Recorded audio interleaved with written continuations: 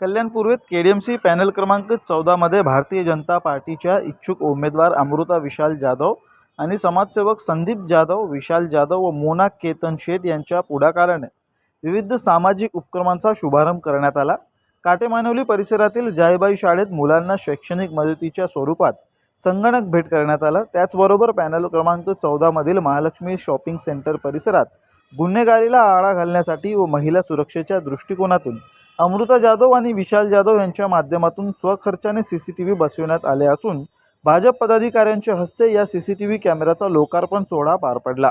तसेच महिला सक्षमीकरण व सबलीकरणासाठी गरजू इच्छुक महिलांना रोजगार उपलब्ध करून देण्याच्या उद्देशाने मोफत शिलाई मशीन प्रशिक्षण केंद्राचा लोकार्पण देखील यावेळी पार पडला।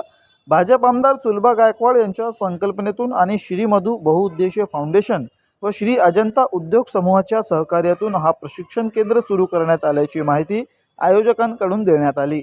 अशा प्रकारे अमृता विशाल जाधव यांच्या माध्यमातून आज पॅनल क्रमांक 14 मध्ये विविध लोकोपयोगी उपक्रम राबविण्यात आले।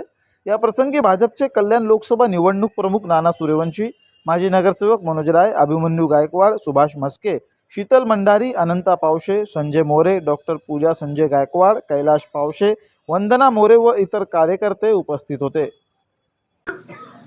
आज या प्रभागामध्ये भारतीय जनता पक्षाचे आमचे कार्यकर्ते पदाधिकारी श्री विशाल जाधव, अमृता जाधव, संदीपजी जाधव, त्याचबरोबर आमचे या विभागामधले लोकप्रतिनिधी राहिलेले मनोजजी राय असतील, अनंता शेठ पावशे असतील, आमचे कैलासजी पावशे असतील, या सगळ्यांच्या प्रयत्नाने असेल या विभागामध्ये खूप कामं चालू आहेत। वेगवेगळ्या प्रकारच्या मदतीचा किंवा लोकांना त्यांच्या अडचणी दूर करण्यासाठीची जी काही कामं असतात ती सातत्याने चालू असतात।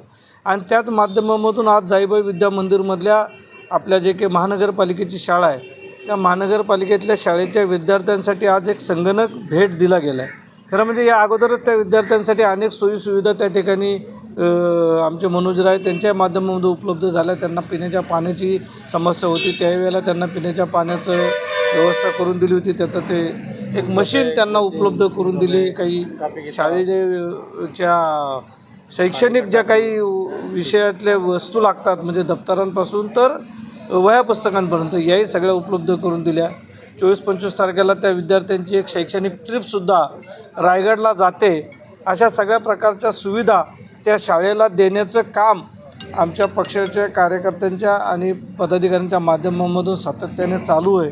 त्याचबरोबर या भागामध्ये आत्ताच महालक्ष्मी नगरच्या एरियामध्ये आत्ता एक CCTV कॅमेऱ्यांचं लोकार्पणसुद्धा झालं आहे। म्हणजे हा प्रभाग जसा शैक्षणिकदृष्ट्या चांगला व्हावा त्याचबरोबर सुरक्षित होण्यासाठी सुद्धा प्रयत्न चालू आहे। आणि महिला आमदार त्यांचं खरं तर एक स्वप्न होतं की नेहमीच बोलायच्या की कल्याण पूर्वमध्ये आपल्या ज्या महिला आहेत त्यांना काहीतरी रोजगार मिळावा।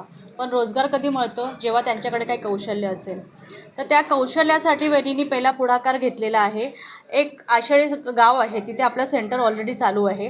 तर याच्या प्रशिक्षणमध्ये आपण फक्त ब्लाऊज नव्हे तर पाऊच, बटवे, पिशव्या, कुर्ती, परत हे परकर याचं प्रशिक्षण देणार आहोत। जेणेकरून त्या गरजू महिला आहेत ते प्रशिक्षण घेतल्यानंतर त्यांना एक आधार म्हणून ते घरी पण हे प्रशिक्षण घेतल्यानंतर त्यांचं जे कमाईचं साधन आहे ते हे ह्या संधीतून साधू शकतात।